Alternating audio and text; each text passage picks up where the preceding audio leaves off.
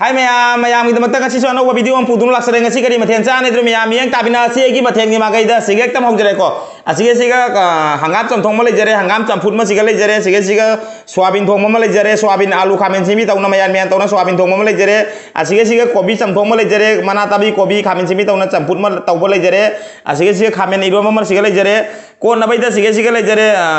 tilau mana lejare hangam atau lejare ngasi di hangam atau panggil hangam atau lejare kobi lejare mana tapi kobi lejare aduh di fadigom ki bora ma lejare ngasi ki bora se fadigom ki bora ni ko fadigom mana soerega beson ka toroga bora hobo ma lejare aseri ngasi ki mathe dori mayam cha ba hono bai toroga let's go be block ki kit yaw to jarage ngasi di sai ka mata lejare ko hakchang se kadang nungai tabai ta ngarang yerum kontra saru ngan yerum kontra saru budagi hakchang se kenong ko tawre no mari dum chak sadra ne yerum don gang sara matung da dugadi nungala ga chak sadre ayuk su sadre baro su sadre numidang su sadre numidang dugo ina chak khatang ka sumai sara to video amta semdre ngasi seme do na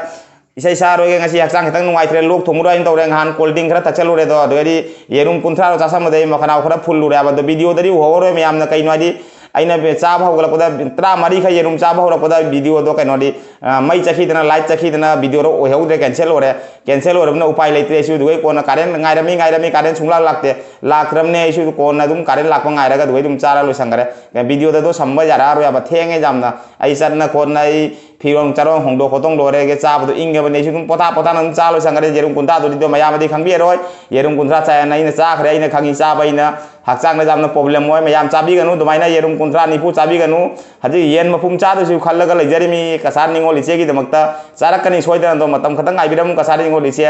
ngarang yerum char bu do khara problem moi gre hakchang da ado saram dai sigari wa haining dire kai no adi yamna chelle yerum char bo ni na adori yam cha ba no daro ge beblo ki yaw to jara ge ngasi di ning ba ko ning ba je dugjam na ning ba di ning ni matam ju dai sin loi ko makut yam ham lai ko ase tang indok jage ko dum thumbnail ma hapa gi dum ta khara pusala mani makut ta theng ya ba se na tadi ase sonne jila ge dum khangani na khamen ni se siga khamen iromba adori mi am cha ba hono bai tau jara ge charam dai sigari wang ni dire jerum kuntra charu budai ko hai kana dire ko kero se aha mai se du hangam tum dong no jara ge anu isi na harak panya abnang yerum kuntra chai du nang hospital de jaurani aina hospital je haudre anu isi adori mi am sa ba hono bai tau ge let's go baby loki ki tau ge ngasi di mai sa kom jadi kara cha mo tau na baby loki maya da ngasi di ngam go to mong mandre hak tang kara daun da re adori mi am sa ba hore he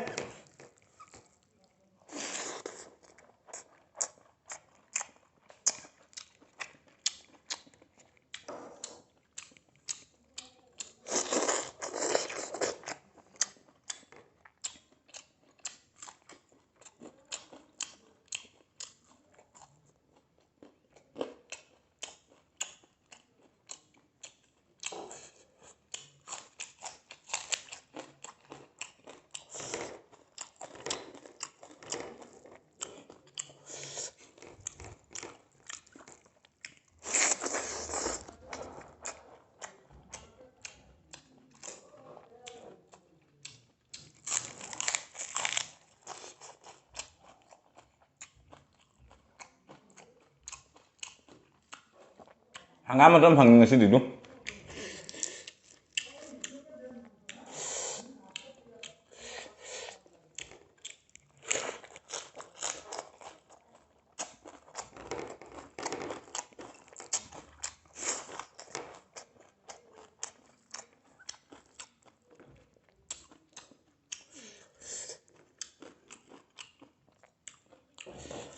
soyabin dong udah hangam betul lah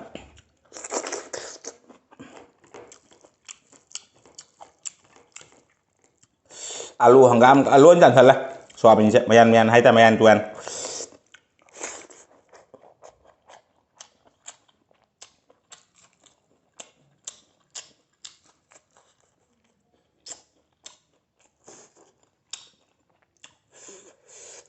mayan ini jerum kuntra saya salung ko haknya problem lakang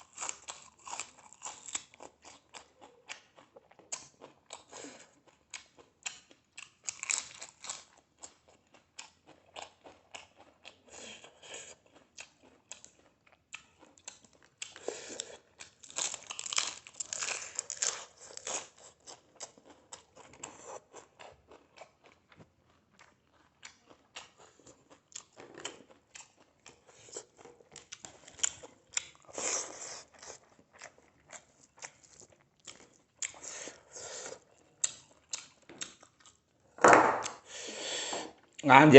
jerung kuntra sabdo mai chaki bodo kya nuai te na aseng mane na kuina mangdra ko manglan na do jerum je mana kuntra cha ga na aduga di mi miam na su request to ko jama bai na kui da ba tawge thore je ngamdra haji su yong jen mapum cha bagi request ahum mari su ya ba ngamdra lei sumaina video semang matam da duk wana request video ang purang matam da mai chaki ba kan ge cancel oi ba jam na nuai ta banya wa khan jam nuai te ba mai to bodo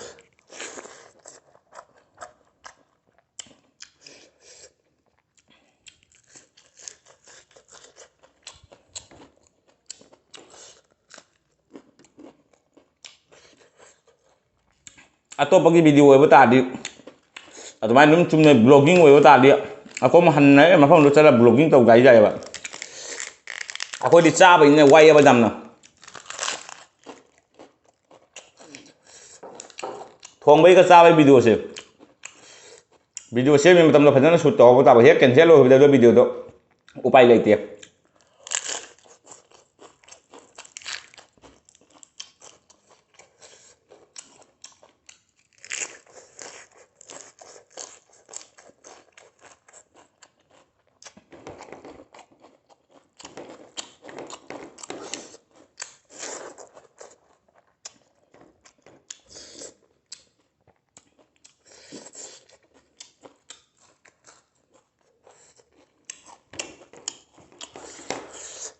ise sakti aduna mayam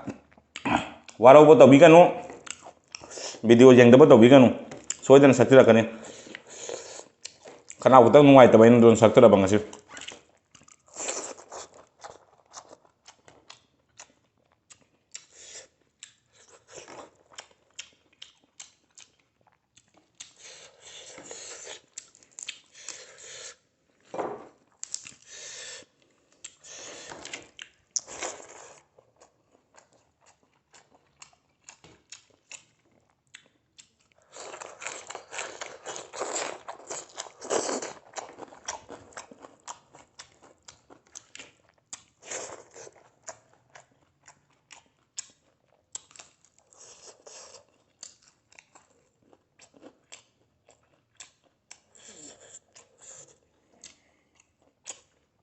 और वो भी नहीं से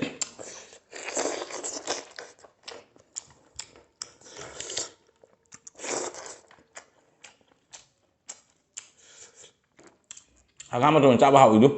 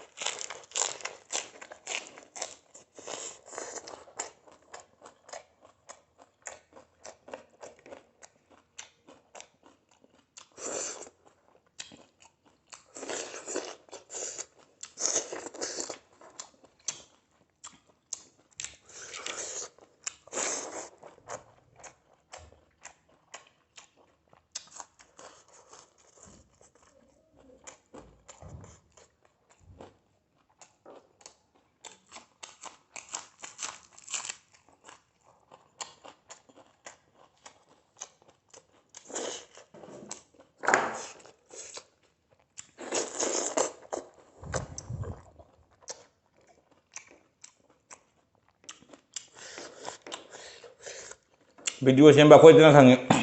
video cancel lo kia mau aja ya tuh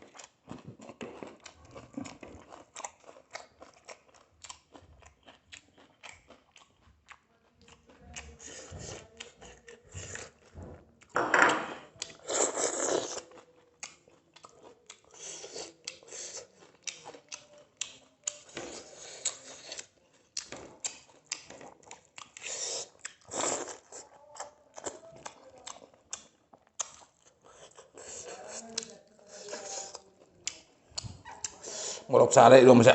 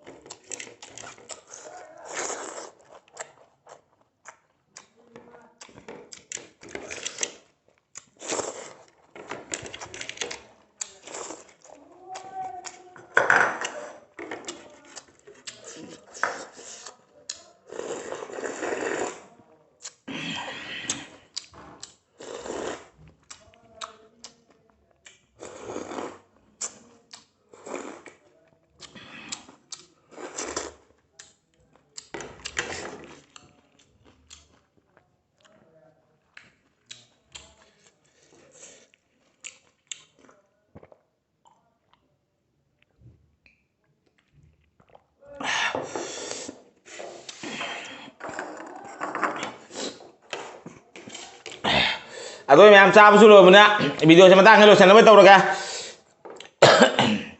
du khame yo makhra le hore atai lo ne khali yo sangara